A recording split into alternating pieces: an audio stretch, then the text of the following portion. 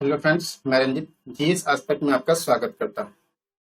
दोस्तों, आज मैं इस वीडियो में बीएसएससी सीजीएल की संबंधित ये दूसरा वीडियो है कि हम लोग तैयारी कैसे कर सकते हैं पीटी और मेंस का।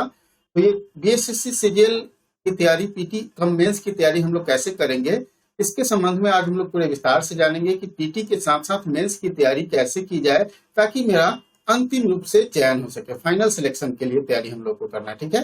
तो कैसे हम लोग करेंगे, इसके लिए हम ये पूरे स्ट्रैटेजी शेयर करने वाले हैं इसमें, ठीक है। स्ट्रैटेजी शेयर करने वाले हैं कि क्या क्या करना पड़ेगा, हमारा टारगेट क्या होगा, हमारा स्ट्रैटेजी क्या होगा ताकि हम उस टारगेट तक पहुंच पाए।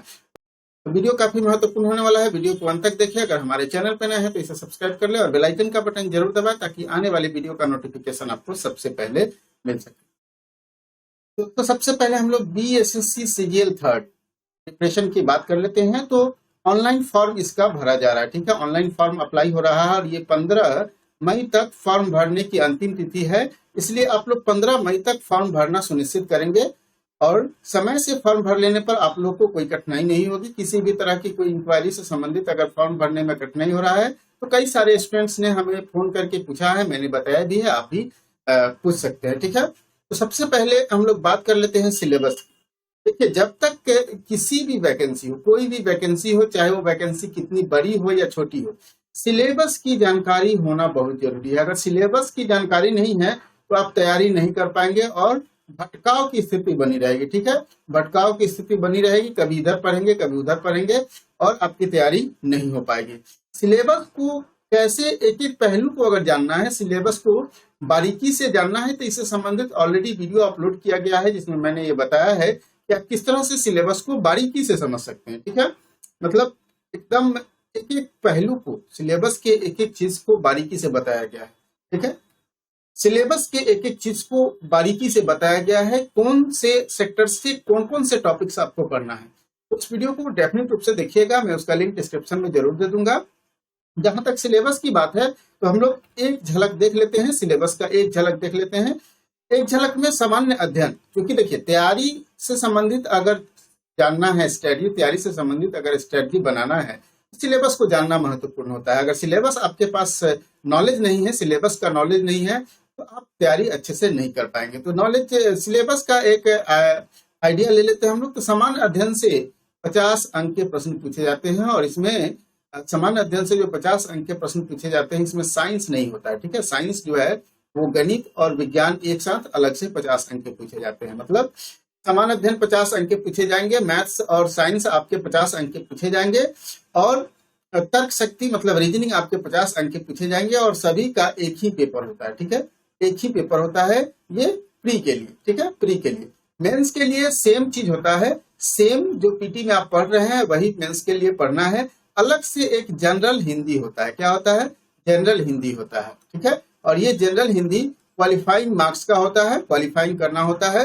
आपका मेन जो तैयार होगा, आपका मेरिट लिस्ट तैयार होगा, वो जनरल स्टडीज, मैथ, रीजनिंग और साइंस के बदौलत ही होगा, ठीक है।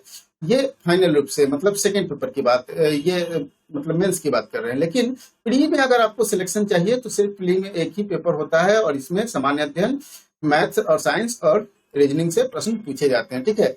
अब देखिए, सबसे पहला बात है कि प्रश्न किस तरह के आते हैं। प्रश्न की प्रकृति जानना भी जरूरी है, तभी आप अच्छे से तैयारी कर पाएंगे, ठीक है। प्रश्न की प्रकृति भी जानना जरूरी है। प्रश्न की प्रकृति आप कैसे समझेंगे, किस तरह के प्रश्न आते हैं, ठीक है।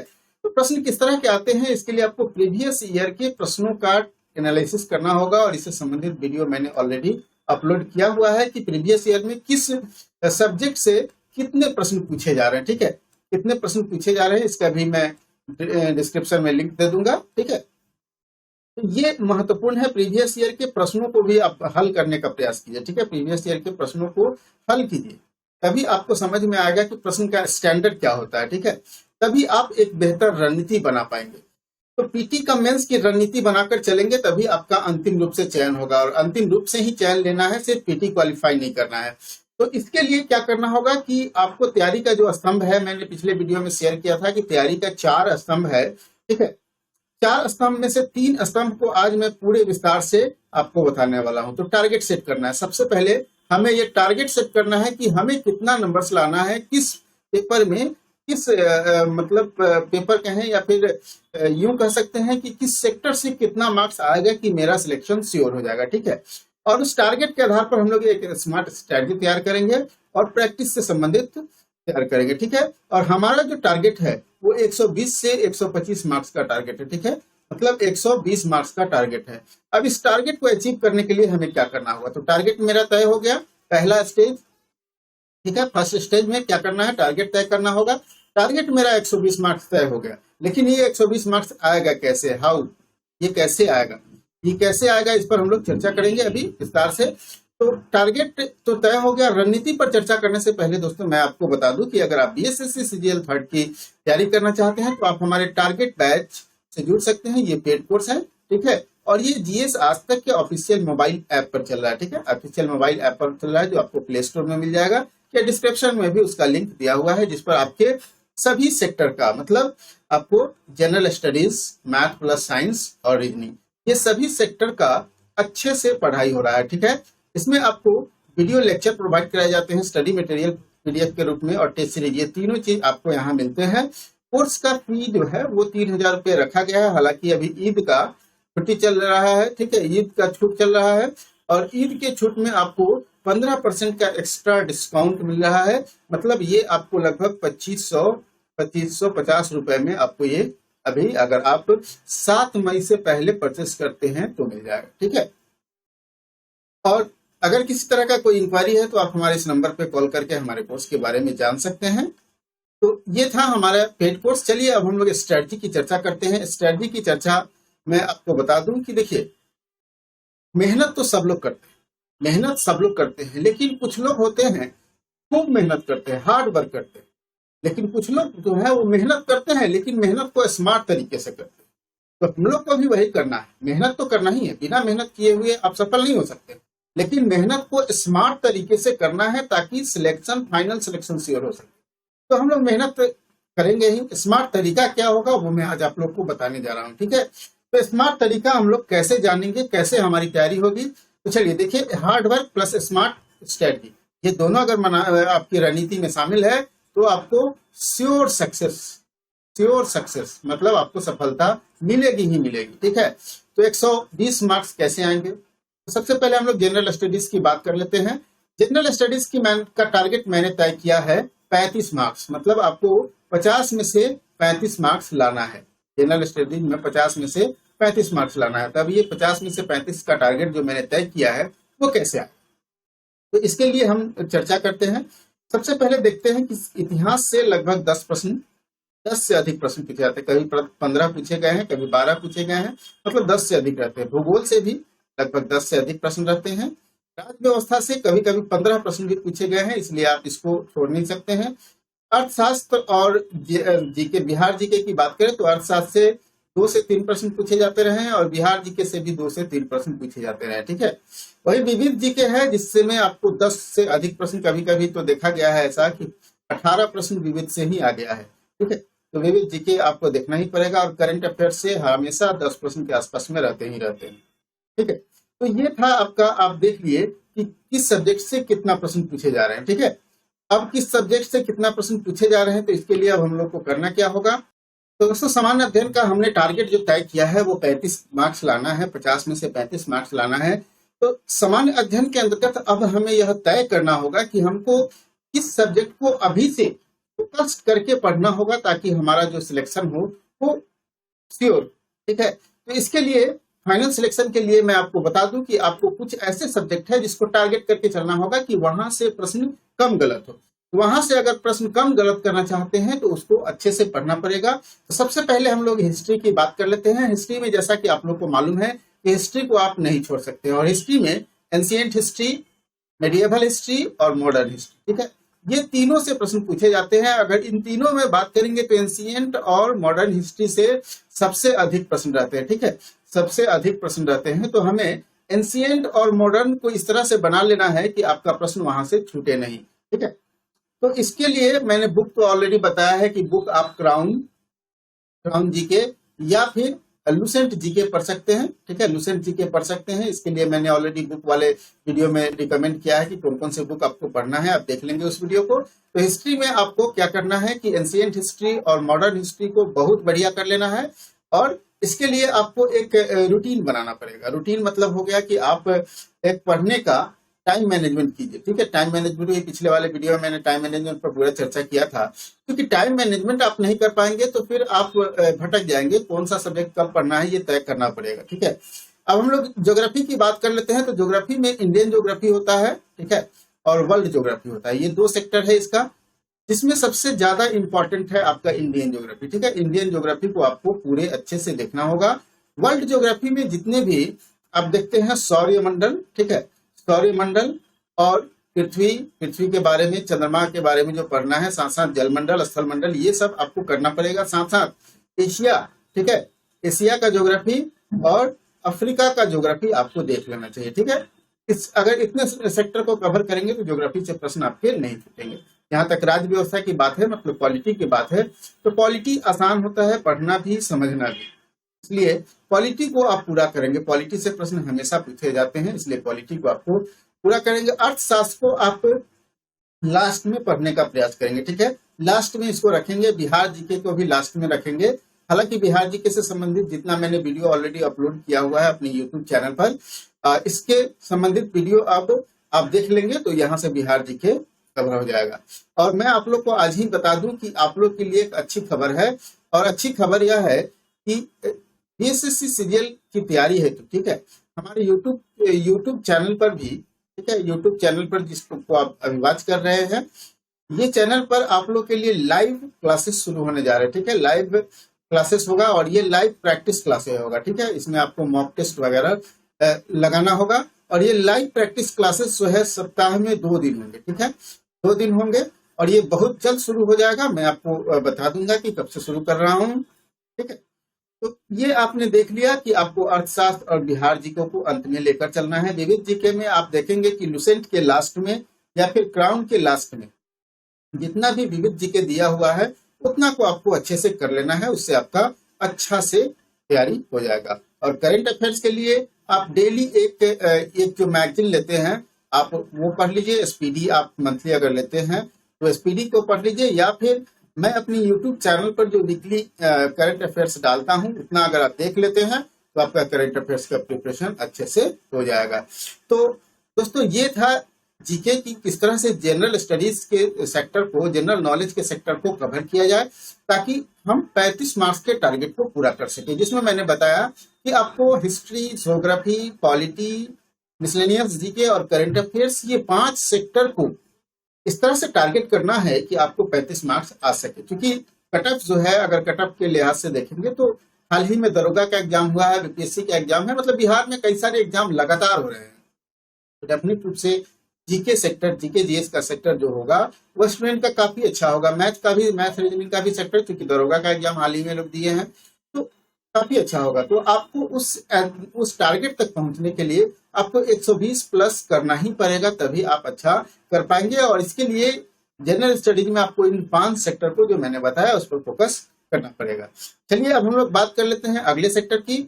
तो अगले सेक्टर में जाने से पहले मैं आपको बता दूं कि अगला सेक्टर जो है वो साइंस का है। ठीक है, साइंस, इसमें इसको हम लोग जीके के अंतर्गत ही रखते हैं। हालांकि साइंस में आपको मालूम होना चाहिए कि साइंस और मैथ्स एक साथ पूछे जाते हैं। ठीक है, एक सेक्टर है जिसमें 50 अंक का आता है।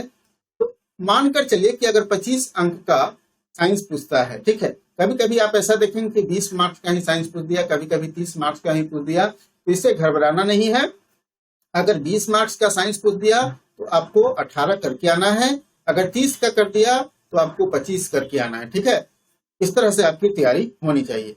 तो मैंने मान लिया कि 25 अंक, ठीक है, 30 अंक, 25 से 30 अंक के बीच अगर आते हैं तो बायोलॉजी से जनरली अगर मैं 25 अंक को अगर मान लिया जाए कि 25 मार्क्स के प्रश्न पूछे जाते हैं तो सबसे अधिक बायोलॉजी से प्रश्न रहते हैं। ठीक है, उसके बाद फिजिक्स से और केमिस्ट्री से प्रश्न रहते हैं, लगभग बराबर, फिजिक्स और केमिस्ट्री से लगभग बराबर प्रश्न रहते हैं।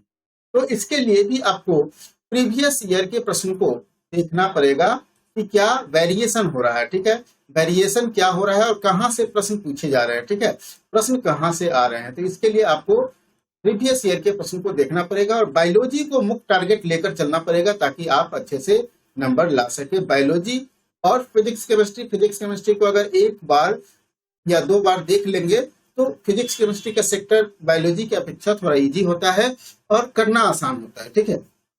लेकिन बायोलॉजी के सेक्टर जो मैथ बैकग्राउंड के हैं उनके लिए, तो साइंस बैकग्राउंड के हैं जिसमें जिनका बैकग्राउंड बायोलॉजी है उनके लिए बायोलॉजी आसान होता है, जो मैथ बैकग्राउंड के हैं उनके लिए फिजिक्स और केमिस्ट्री आसान होता है, ठीक है। लेकिन इसी में क्या करना है कि आपको बैलेंस बनाकर चलना है। बैलेंस बनाकर चलेंगे तभी आपकी तैयारी अच्छे से हो पाएगी और टारगेट को आप अचीव कर पाएंगे। तो कुल मिलाकर देखा जाए तो जीके का आपने 35 मार्क्स ले लिया और साइंस का आपने 20 मार्क्स ले लिया, मतलब 55 मार्क्स का आपका यहाँ से आ जा रहा है। अब हम लोग मैथ की बात कर लेते हैं, ठीक है। और ये बायोलॉजी में भी आप लोग ज्यादा भटकने की जरूरत नहीं। बायोलॉजी में भी मैं कहूंगा कि आप लुसेंट का जितना भी, बायोलॉजी या साइंस की बात कर लेते हैं, लुसेंट का जितना साइंस दिया हुआ है, लुसेंट जीके का, उतना भी अगर आप लोग सही से कर लेते हैं, लुसेंट जीके का साइंस सही से कर लेते हैं तो 25 प्रश्न में से 20 बनाने की स्थिति में आप रहेंगे। इसलिए लुसेंट को आप सही से कर ले, ज्यादा इधर उधर भटकने की जरूरत नहीं है। उसके बाद प्रैक्टिस भी आप लोग खूब करेंगे, प्रैक्टिस से भी आपको बहुत सारे प्रश्न आ जाएंगे और लाइव प्रैक्टिस सेट मैं बहुत जल्द लाने जा रहा हूँ बीएसएससी के लिए। चलिए दोस्तों, हम लोग बात कर लेते हैं अब मैथ्स का, कि हम लोग मैथ्स का तैयारी कैसे करेंगे। मैथ्स के अगर 25 प्रश्न पूछे जाते हैं, कभी कभी ऐसा होता है कि 20 प्रश्न ही पूछे जाते हैं, ठीक है। अगर 20 प्रश्न पूछते हैं तो 18 आप बनाने की स्थिति में रहेंगे। 25 प्रश्न पूछे जाते हैं तो आप 20 से 22 प्रश्न बनाने की स्थिति में रहेंगे। हालांकि मैं टारगेट 20 फिक्स किया हूँ, 20 फिक्स कर दिए। अब इस टारगेट को अचीव करने के लिए हमें क्या करना होगा? टारगेट को अचीव करने के लिए आपको सिलेबस में जितने मैथ्स दिए हुए हैं उसको बारीकी से देखना है, उसके सिलेबस को देखना है। मतलब मैथ्स के सिलेबस को देखिए कि मैथ्स में हमें पढ़ना क्या है, ठीक है। और उन्हीं सेक्टर को फोकस करना है, उससे सेक्टर से बाहर कुछ नहीं जाना है, ठीक है। इसके लिए आपको करना होगा कि पिछले वर्ष के प्रश्नों का आपको देखना होगा, हल करना होगा। पिछले वर्ष के प्रश्न से ही आपका स्पष्ट हो जाएगा कि प्रश्न कहाँ से पूछे जा रहे हैं, प्रश्न का स्टैंडर्ड क्या है, 10th स्तर के है, उससे ज्यादा स्तर के है, तो डेफिनेट रूप से आपको यहाँ से करना पड़ेगा, ठीक है।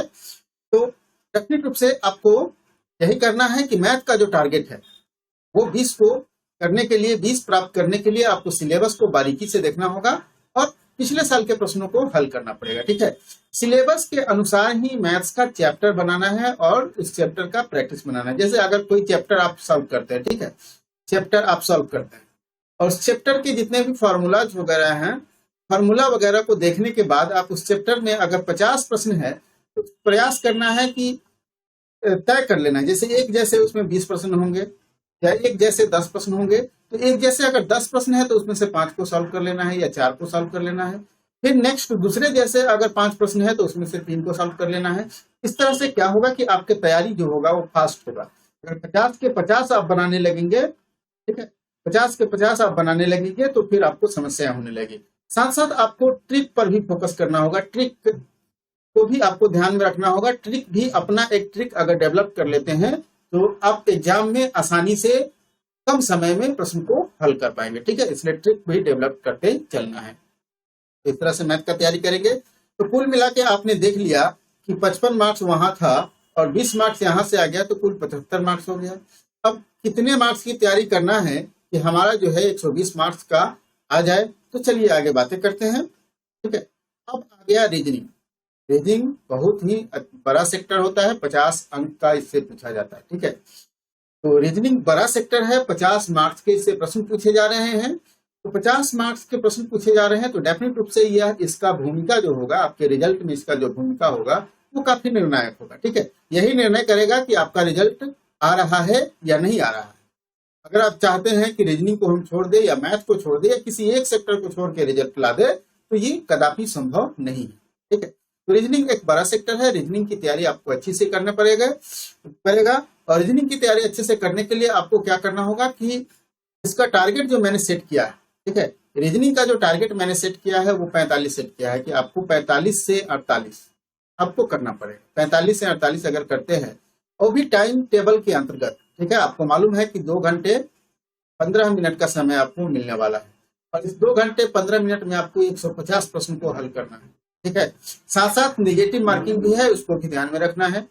तो सबसे पहले रीजनिंग का सिलेबस देखिए कि भाई कहाँ से प्रश्न पूछे जा रहे हैं। सिलेबस का बारीकी से अध्ययन कीजिए, और सिलेबस से संबंधित मैंने जो वीडियो बनाया है उस वीडियो को आप देख सकते हैं, उसमें एकदम एक एक पहलू को बारीकी से समझाया है। ठीक है, साथ साथ पिछले वर्ष के प्रश्नों को भी आपको देखिए कि कैसा प्रश्न पूछा जा रहा है, प्रश्न का स्टैंडर्ड क्या है। ठीक है, किस सिलेबस के किस पोर्शन पर ज्यादा फोकस किया जा रहा है, यह भी आपको प्रीवियस ईयर के प्रश्नों के एनालिसिस से ही पता चलेगा। प्रीवियस ईयर के प्रश्नों के एनालिसिस से संबंधित वीडियो मैंने ऑलरेडी अपने चैनल पर अपलोड किया हुआ है, आप उसको देख सकते हैं। ठीक है, सिलेबस के अनुसार ही रीजनिंग के चैप्टर को बनाना है और प्रैक्टिस करना है। ठीक है, क्योंकि रीजनिंग और मैथ, ठीक है, रीजनिंग और मैथ ये दोनों जो है वो प्रैक्टिस का चीज है। आप जितना प्रैक्टिस करेंगे उतना इसमें आपको निखार आएगा और उतना प्रश्न सही होने की संभावनाएं होगी। ठीक है, प्रश्न उतना सही होने की संभावनाएं होगी।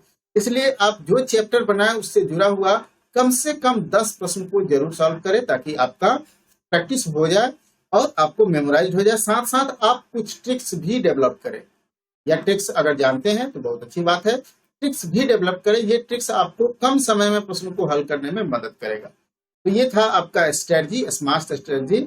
अब क्या है कि कम से कम आपको 30 प्रैक्टिस सेट बनाना है, मिनिमम 30 प्रैक्टिस सेट बनाना है। इसके लिए आप हमारे टेस्ट सीरीज को ज्वाइन कर सकते हैं। हमारे टेस्ट सीरीज में आपको 15 टेस्ट तो डेफिनेट रूप से मिल जाएंगे। ठीक है, 15 प्रैक्टिस सेट को आपको टाइम के अनुसार बनाना है, और यही टाइम के अनुसार जो हमारा टेस्ट सीरीज लीजिएगा, जो हमारे जीएस आज तक के मोबाइल ऐप पर है, ये टेस्ट सीरीज अगर लीजिएगा तो टाइम टेबल के अंतर्गत आपको मिल जाएंगे आपको बनाने का, और साथ साथ एक प्रैक्टिस सेट लेकर आप अपने घर पर प्रैक्टिस कर सकते हैं। ठीक है, तो ये प्रैक्टिस करना बहुत जरूरी है ताकि आपका प्रश्न सही होने की संभावनाएं बढ़ जाए। ठीक है, तो बुक कौन से पढ़ना है रीजनिंग के लिए, मैथ्स के लिए, तो ऑलरेडी मैंने बताया ही हुआ है, और आप ये सारे स्ट्रेटजी को अब अच्छे से समझ गए होंगे। ठीक है, तो हमें पूरी उम्मीद है कि आपने हमारे स्ट्रेटजी को अच्छे से समझा है, उस पर अमल करने का प्रयास करेंगे ताकि आपका रिजल्ट सुनिश्चित हो सके। क्योंकि ये दूसरा भाग था तैयारी के अंतर्गत, जो मैंने तैयारी का स्ट्रेटजी जो शेयर किया था, इसका दूसरा भाग था, और इसमें मैंने हर पहलू को बारीकी से समझाने का प्रयास किया है कि आपकी तैयारी क्या होनी चाहिए। फिर भी अगर किसी भी पॉइंट पर आपको डाउट है तो आप हमें कमेंट करेंगे, मैं उस पर आपको सेपरेट वीडियो बनाकर जरूर दूंगा। किसी भी सेक्टर को अगर आपको लगता है कि इस पर हमें कुछ जानने की जरूरत है, समझने की जरूरत है, तो डेफिनेट रूप से आप हमें कमेंट जरूर करेंगे। दोस्तों, अगर ये वीडियो पसंद आया हो तो लाइक कीजिए और दोस्तों के साथ भी शेयर कीजिए ताकि उन्हें भी इस वीडियो का लाभ मिल सके। फिर मिलते हैं हम लोग अगले वीडियो में एक नए टॉपिक।